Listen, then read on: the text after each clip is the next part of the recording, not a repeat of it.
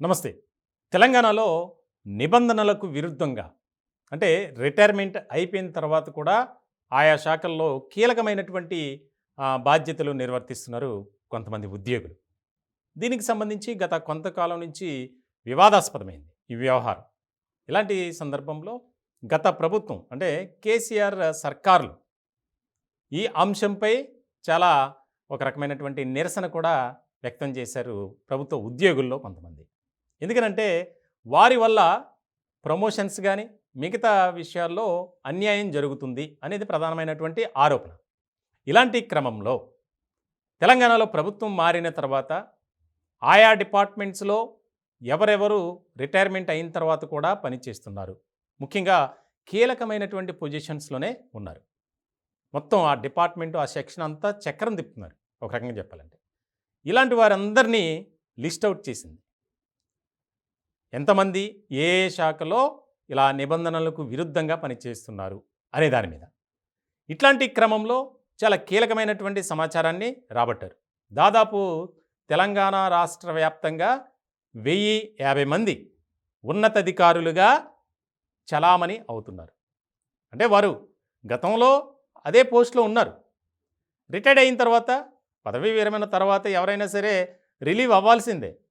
కానీ వారు రిలీవ్ అవ్వకుండా ప్రభుత్వంలో ఉన్నటువంటి కొంతమంది పెద్దల అండదండలతో అదే కార్యాలయంలో స్పెషల్ ఆఫీసర్లుగా కంటిన్యూ అయిపోతున్నారు. వారికి లక్షల్లో జీతం ఇస్తుంది ప్రభుత్వం.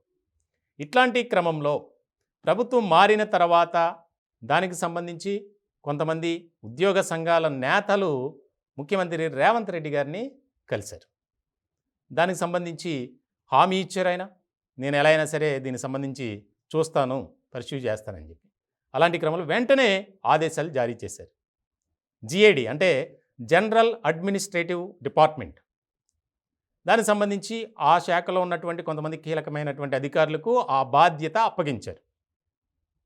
ఏ డిపార్ట్మెంట్లో ఎవరెవరు ఎంతకాలం నుంచి పనిచేస్తున్నారు అనే దాని మీద ఇప్పుడు ఆ లెక్కలే బయటకు వచ్చాయి. 1050 మంది, ముఖ్యంగా రెవెన్యూ, మున్సిపాలిటీ, ఎక్సైజ్, పోలీస్, ఇలా పంచాయతీరాజ్ కీలకమైనటువంటి డిపార్ట్మెంట్స్ ఇవి. ద సేమ్ టైం ఏంటంటే ఆ డిపార్ట్మెంట్స్లో ఎక్కువ అవినీతి అక్రమాలు జరిగే అవకాశాలు కూడా చాలా మెండుగా ఉంటాయి. ఇటువంటి డిపార్ట్మెంట్లో స్పెషల్ ఆఫీసర్లుగా చలామణి అవుతూ అక్రమాలకి పాల్పడుతూ అవినీతి చేస్తూ ఉన్నారు. ఇది వారి మీద ఉన్నటువంటి అభియోగం. ఇట్లాంటి క్రమంలో తాజాగా రేవంత్ సర్కార్ తీసుకున్నటువంటి నిర్ణయం ఈ 1050 మందిని తొలగించాలి. ఎందుకనంటే ఇప్పటికే రాష్ట్ర ప్రభుత్వంలో కీలకమైనటువంటి మార్పులు చేర్పులు చేస్తున్నారు. దీనివల్ల కింద స్థాయి ఎవరైతే ఉన్నారో ఉద్యోగులు వారికి ప్రమోషన్స్ రావడం లేదు, ఇతర బెనిఫిట్స్ కూడా అంతంత మాత్రమే అని ఆవేదన వ్యక్తం చేస్తున్నటువంటి క్రమంలో తాజాగా తీసుకున్నటువంటి నిర్ణయం ఇది. 1050 మందిని తొలగిస్తూ ఆల్రెడీ ఆ ఆఫీసర్లు ఎవరైతే ఉన్నారో వారందరికీ నోటీసులు ఇచ్చారు.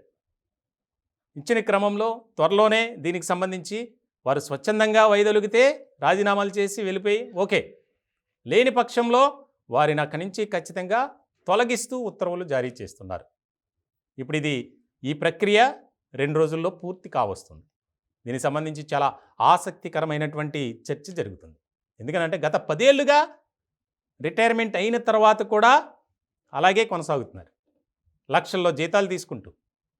పైగా ఆ సెక్షన్ ఆ డిపార్ట్మెంట్లో ఉన్నటువంటి ఒక వింగ్కి సుప్రీంగా ఉంటున్నారు. ఇలాంటి క్రమంలో చాలా ఇబ్బందికర ప్రతికూల పరిస్థితులు కూడా ఎదుర్కొంటున్నారు మిగిలిన ఉద్యోగులు. చాలా కీలకమైనటువంటి నిర్ణయం తీసుకున్నారు ముఖ్యమంత్రి రేవంత్ రెడ్డి గారు. దీనికి సంబంధించి త్వరలోనే ఆదేశాలు కూడా జారీ కాబోతున్నాయి.